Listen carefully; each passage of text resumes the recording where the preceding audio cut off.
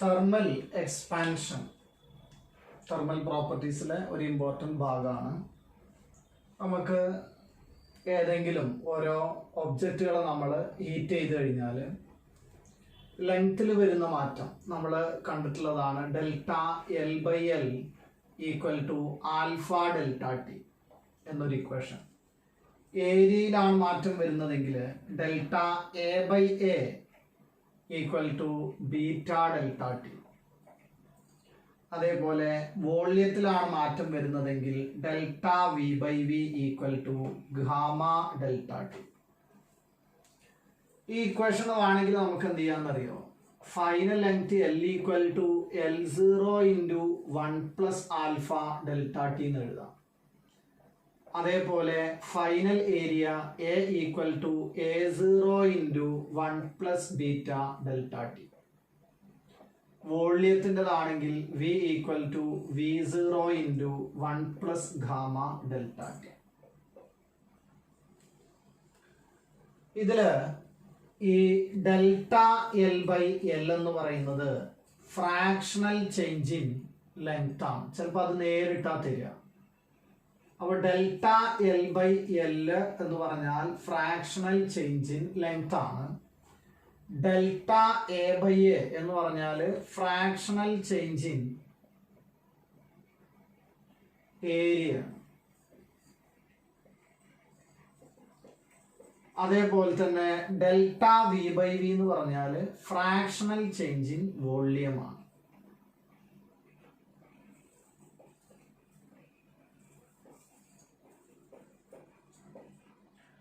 ഇത് പേഴ്സൻറ്റേജിൽ തരാൻ വേണമെങ്കിൽ പേഴ്സൻറ്റേജിൽ തരുമ്പോൾ ഇൻറ്റു 100 കൂടെ കൊടുത്താൽ പേഴ്സൻറ്റേജ് ചേഞ്ച് ആവും.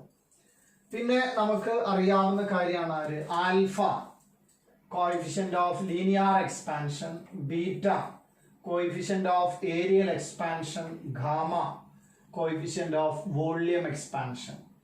Alpha is to beta is to gamma equal to 3. 1 is to 2 is to 3. അല്ലെങ്കിൽ beta in terms of alpha പറയാം 2 ആൽഫ. അല്ലെങ്കിൽ ഗാമ ഈക്വൽ ടു എന്ത് പറയാം? 3 ആൽഫ എന്നുള്ള സബ്സ്റ്റിറ്റ്യൂഷൻസ് നമ്മൾ നടത്തേണ്ടി വരും. അപ്പോൾ ഈ ഇക്വേഷൻസ് മനസ്സിൽ വെച്ചാൽ നമ്മൾ വേണ്ടത് ഇനി ആ ഫ്രാക്ഷണൽ ചേഞ്ച് വെച്ചിട്ട് ക്വസ്റ്റ്യനിൽ തരുമ്പോൾ എങ്ങനെയാണ് അപ്ലൈ ചെയ്യേണ്ടത് എന്നാണ്. ഇപ്പോ percentage change in length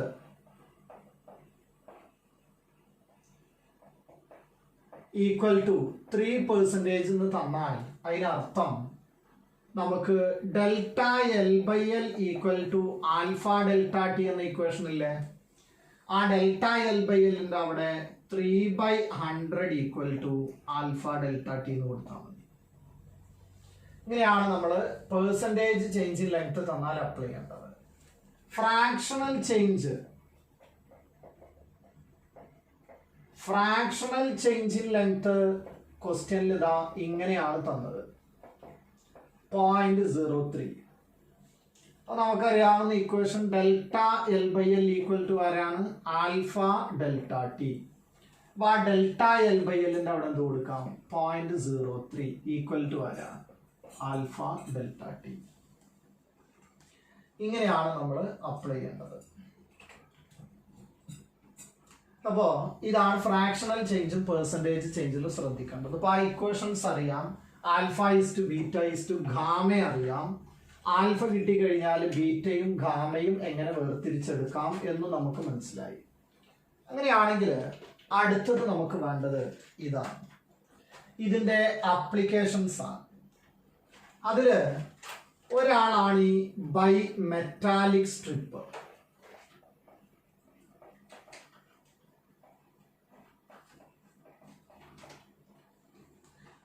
by metallic strip എന്ന് പറയുമ്പോൾ രണ്ടാളുകളാണ്, രണ്ട് സോളിഡ്സ് ഇങ്ങനെ ചേർത്ത് വെച്ചതാണ്. ഇതില് ഒരാള് ആൽഫ 1 ആണ്, മറ്റൊരാളുടെ എക്സ്പാൻഷൻ വരുന്നത് ആൽഫ 2 ആണെങ്കിൽ ഇങ്ങനെ തന്നു എന്ന് കരുതുക. α1 ഗ്രേറ്റർ ദാൻ α2 എന്ന് പറഞ്ഞാൽ ആ α1 ആണ് കൂടുതലെങ്കിൽ ഒന്നാമത്തെ ആളെ നമ്മൾ ചൂടാക്കി കഴിഞ്ഞാൽ അത് കൂടുതൽ നീളും. നമ്മൾ ടെമ്പറേച്ചർ കുറച്ച് കഴിഞ്ഞാൽ കൂടുതൽ നീളം കുറയും. രണ്ടും ശ്രദ്ധിക്കണം. അപ്പോൾ നമ്മൾ ഈ നീളം കുറയുന്നത് α1 ആണ് കൂടുതൽ എന്ന് പറഞ്ഞാൽ expansion of 1 greater than expansion of 2 ആണ്. തിരിച്ചും കംപ്രഷൻ ആണെങ്കിൽ compression of 1 greater than compression of 2 ആണ്. ഈ രണ്ട് കാര്യങ്ങളൊപ്പമാണ്. എക്സ്പാൻഷൻ മാത്രമല്ല, ആൽഫ കൂടിയാൽ കൂടുതൽ നീളം കുറയാം. രണ്ടും സംഭവിക്കും, ടെമ്പറേച്ചർ കൂട്ടുമ്പോഴും ടെമ്പറേച്ചർ കുറക്കുമ്പോഴും. അങ്ങനെയാണെങ്കിൽ നമ്മൾ ഈ ഒരു ബൈമെറ്റാലിക് സ്ട്രിപ്പിനെ നമ്മൾ ഹീറ്റ് ചെയ്ത് കഴിഞ്ഞാൽ അത് ഞാൻ ടെമ്പറേച്ചർ കൂട്ടുന്ന കേസാണ് പറയുന്നത്. ടെമ്പറേച്ചർ നമ്മൾ കൂട്ടുകയാണെങ്കിൽ ഇതിൽ α1ന്റെ ലെങ്ത് ആണ് കൂടേണ്ടത്. അപ്പൊ അത് ഒരു ഭാഗത്തേക്ക് ബെൻഡ് ചെയ്യും.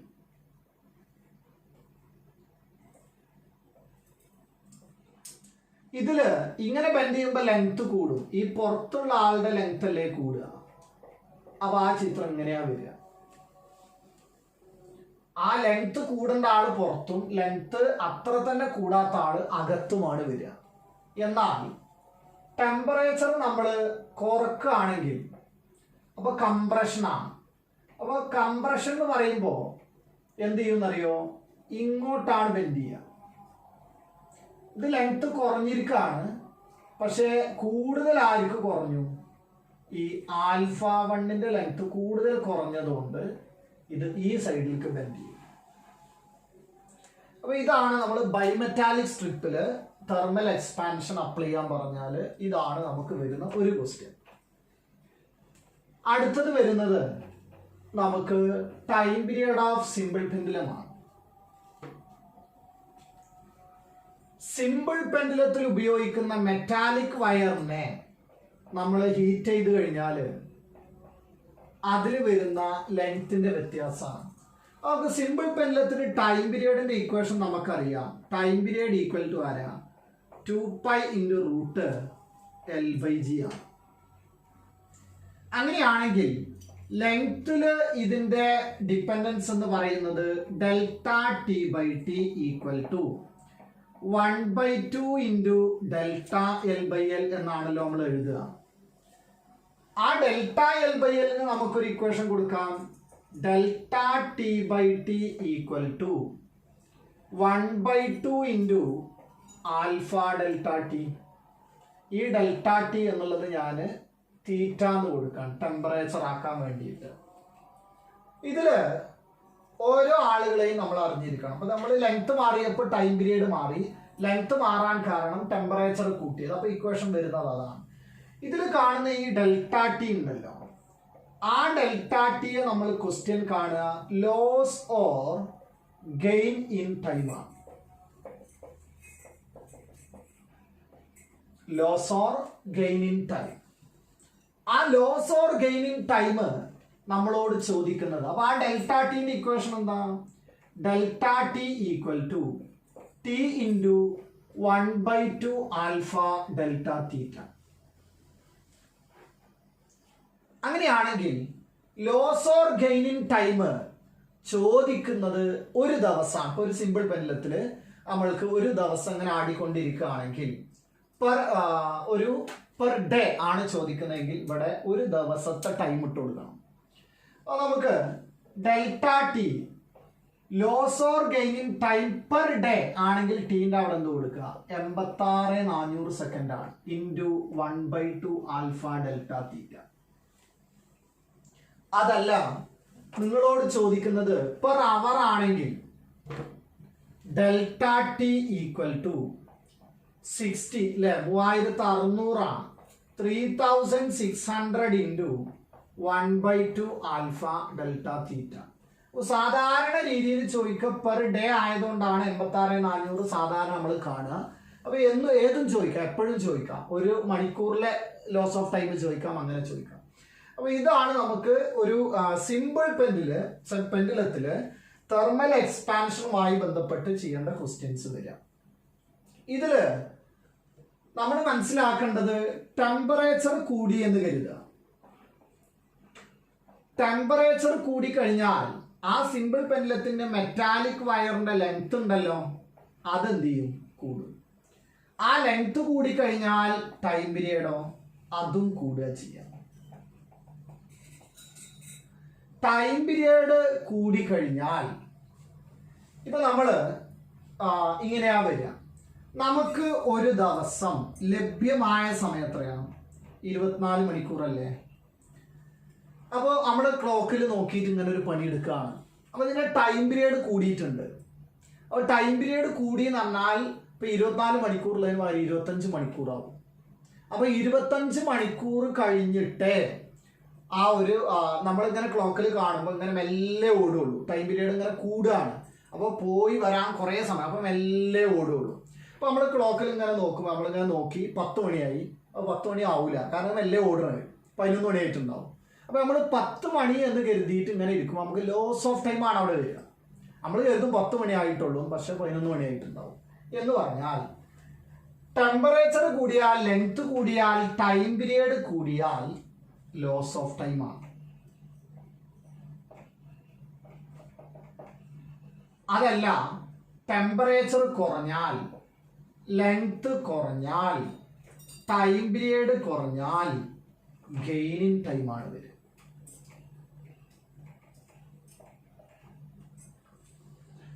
അപ്പൊ ഇതാണ് നമ്മൾ ഒന്ന് മനസ്സിലാക്കേണ്ടത്. ഒന്നാമത്തെ ഒരു അപ്ലിക്കേഷൻ നമ്മൾ പറഞ്ഞിരുന്നത് ബൈമെറ്റാലിക് സ്ട്രിപ്പ് ആണ്. അടുത്തതോ സിമ്പിൾ പെൻഡലത്തിന്റെ കേസ് പറഞ്ഞു. ഇനി നമുക്ക് മറ്റൊരു ആള് വേണ്ടത്, ഇപ്പൊ നമ്മളെ NCERT-യിലുള്ള ഒരു ക്വസ്റ്റ്യൻ പറയുകയാണെങ്കിൽ അതൊന്ന് നോക്കി വെക്കണം. അപ്പൊ നമ്മള് ഒരു വീലുണ്ട്.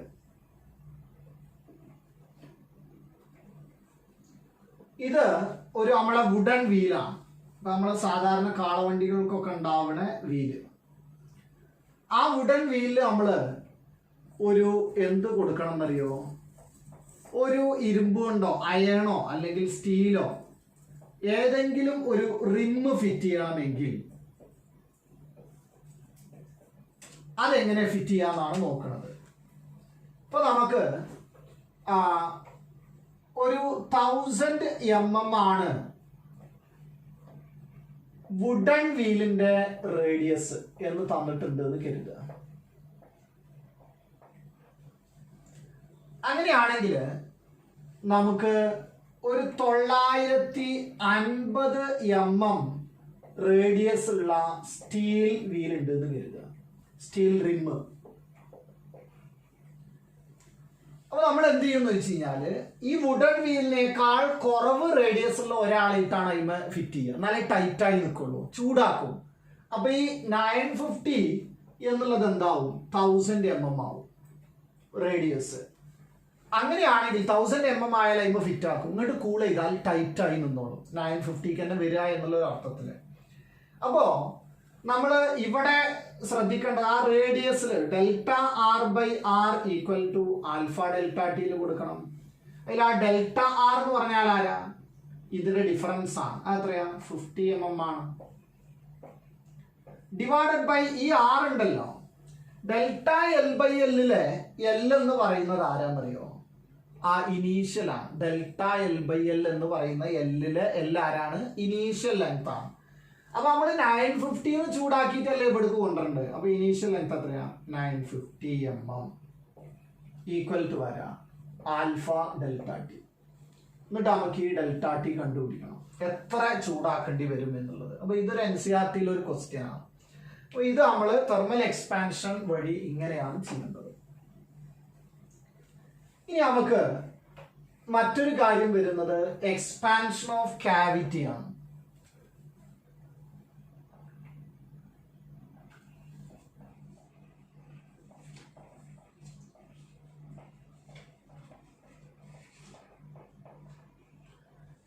എക്സ്പാൻഷൻ ഓഫ് കാവിറ്റി എന്ന് പറഞ്ഞാല് ഇവിടെ ഇങ്ങനെ ഒരു ബ്ലോക്ക് ഉണ്ട് എന്ന് കരുതുക. ഈ ബ്ലോക്കിനെ നമ്മൾ ചൂടാക്കി കഴിഞ്ഞാല് ഇത് എക്സ്പാൻഡ് ചെയ്യോ കംപ്രസ് ചെയ്യോ? എക്സ്പാൻഡ് ചെയ്യും, അത് ഉറപ്പാണ്. ഇനി ഒന്നും കൂടെ നിങ്ങൾ ചൂടാക്കുക. ഞാൻ ഇവിടെ ഒരു വെറുതെ ഒരു വട്ടിട്ടു, വെറുതെ ഒരു ബൗണ്ടറി വരച്ചേ ഉള്ളൂ. ഇത് നമ്മൾ ഹീറ്റ് ചെയ്ത് കഴിഞ്ഞാൽ ഈ ഒരു പോർഷൻ ഉണ്ടല്ലോ, നമ്മൾ ഈ ഡോട്ടഡ് ലൈന്, അത് എക്സ്പാൻഡ് ചെയ്യോ കംപ്രസ് ചെയ്യോ? എക്സ്പാൻഡ് ചെയ്യും. അപ്പോൾ ഇവിടെ നമ്മൾ ഒരു ഇതിൻ്റെ ഒരു പാർട്ട് ഉണ്ടെങ്കിൽ ആ പാർട്ടിനെ അവിടുന്ന് ഞാൻ മുറിച്ചെടുത്തിട്ട് ഇവിടെ വെച്ചു. അപ്പൊ ഇത് നമ്മൾ ഹീറ്റ് ചെയ്യുമ്പോൾ ഈ പോർഷനും കൂടെ അതിൻ്റെ ഒപ്പം എക്സ്പാൻഡ് ചെയ്യേണ്ടതാണ്. അപ്പൊ അവിടെ നമ്മൾ ക്യാവിറ്റി വെച്ചിട്ട് നമ്മൾ ഹീറ്റ് ചെയ്ത് കഴിഞ്ഞാലും ആ ക്യാവിറ്റി എന്ത് ചെയ്യും? എക്സ്പാൻഡ് ചെയ്യും. അതാണ് സംഭവിക്കുക. അപ്പൊ നമ്മൾ കരുതുന്നത് ചൂടാക്കുന്ന സമയത്ത് ഈ ക്യാവിറ്റി കുറയുന്നതാണ്. അങ്ങനെയല്ല, ഈ ക്യാവിറ്റിയും എക്സ്പാൻഡ് ചെയ്യുക. നമ്മൾ ഇവിടെ മറ്റൊരു പിക്ചർ വരക്കുകയാണെങ്കിൽ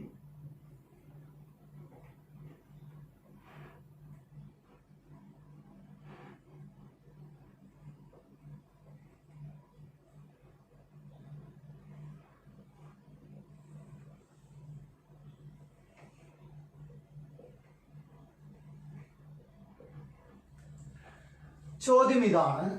ഇത് നമ്മൾ ചൂടാക്കി കഴിഞ്ഞാൽ ഇവിടെ ഒരു ചെറിയ ഗ്യാപ്പ് ഉണ്ട്. അതാരാ? സി. ആ സി എന്ത് ചെയ്യും? കൂടും. ഇത് വീണ്ടും ഹീറ്റ് ചെയ്ത് കഴിഞ്ഞാൽ ഇവിടെ ഒരു ക്യാവിറ്റി ഉണ്ട് വേറെ, അതിന്റെ റേഡിയസ് എത്രയാ? എ. ആ എയും എന്ത് ചെയ്യും? കൂടും. അടുത്തത് ചൂടാക്കിയപ്പോൾ ഇവിടെയും ഒരു ഹോൾ ഉണ്ട്, അതിന്റെ എത്രയാ? B radius. ആ ബി എന്ത് ചെയ്യും? കൂടും.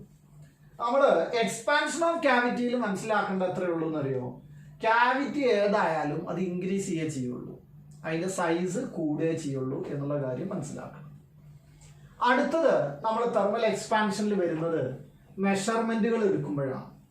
ഒരു സ്കെയിലൊക്കെ ആയിട്ട് നമ്മൾ മെഷർമെന്റ് എടുക്കുമ്പോൾ ഇപ്പോൾ തണുപ്പത്ത് എടുക്കണ മെഷർമെന്റ് ആവില്ല കിട്ടുക ചൂടത്ത് എടുക്കുമ്പോൾ. ആ സമയത്ത് വരുന്നതാണ്. അതിൽ വരുന്ന ഇക്വേഷൻ ഇതാണ്. ട്രൂ റീഡിംഗ്, യഥാർത്ഥ reading equal to scale reading into 1 plus alpha delta T ആണ്. അപ്പോൾ നമ്മൾ ആദ്യം ട്രൂ റീഡിംഗ് കാണിക്കുന്നത്, ഇപ്പോൾ ട്രൂ റീഡിംഗ് പറഞ്ഞാൽ ആദ്യത്തെ ഒരു ടെമ്പറേച്ചർ ഉള്ളത്, യഥാർത്ഥ റീഡിംഗ് കാണിച്ചുകൊണ്ടിരുന്നത് ടി എന്ന ഒരു ടെമ്പറേച്ചറിലാണ്. ഇപ്പൊ നമ്മൾ ടി ഡാഷ് എന്ന ഒരു ടെമ്പറേച്ചർ ആക്കി മാറ്റി. അപ്പോൾ ടിയില് കൃത്യം റീഡിംഗ് കാണിച്ചിരുന്നു. ആ കൃത്യം റീഡിംഗ് കാണിച്ചത് ടിയിലാണെങ്കിൽ നമ്മൾ അതിനെന്ത് ചെയ്തു? ഹീറ്റ് ചെയ്തു. ആ ഹീറ്റ് ചെയ്ത സമയത്തുള്ളത് ആണ് നമുക്ക് അപ്പാരന്റ് റീഡിംഗ് വരുന്നത്.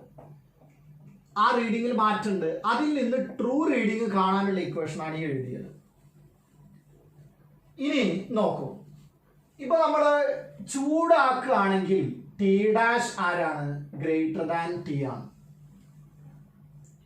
ഹീറ്റ് ചെയ്തിക്കുകയാണെങ്കിൽ T dash greater than T ആണെങ്കിൽ ഇവിടെ ഡെൽറ്റ ടി എന്ന ആള് ഫൈനൽ മൈനസ് ഇനീഷ്യൽ എന്ന് പറയുന്നത് പോസിറ്റീവ് ആവും.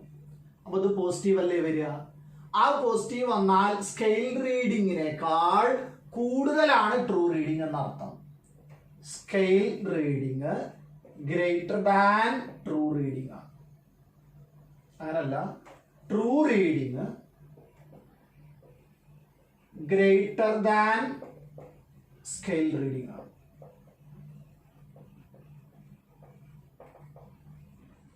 ഇനി അതല്ല, നമ്മൾ കൂൾ ചെയ്തു എന്ന് കരുതുക.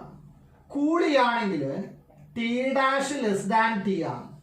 അപ്പൊ അവിടെ ഡെൽറ്റ ടി വരുന്നത് നെഗറ്റീവ് ആയിരിക്കും. നെഗറ്റീവ് ആണെങ്കിൽ സ്കെയിൽ റീഡിങ്ങിനേക്കാൾ കുറയും. അപ്പൊ നമുക്ക് പറയാം ട്രൂ റീഡിങ് ലെസ് ദാൻ ആരാണ്? സ്കെയിൽ റീഡിംഗ് ആണെന്ന് പറയാം. ഇതാണ് എക്സ്പാൻഷനുമായി ബന്ധപ്പെട്ട ചില ചോദ്യങ്ങൾ വരുന്നത്. അപ്പൊ ഇതിന്റെ എന്ത് ചെയ്യണം എന്ന് വെച്ച് കഴിഞ്ഞാൽ നമ്മൾ ചോദ്യങ്ങൾ ചെയ്തിട്ട് അത് പരിശീലിക്കുകയാണ് വേണ്ടത്. ഒരുപാട് ക്വസ്റ്റ്യൻസ് വരും കേട്ടോ അതിനെ ബേസ് ചെയ്തിട്ട്. അപ്പൊ അതിന്റെ എല്ലാ ചോദ്യങ്ങളും ഒന്ന് നോക്കുക.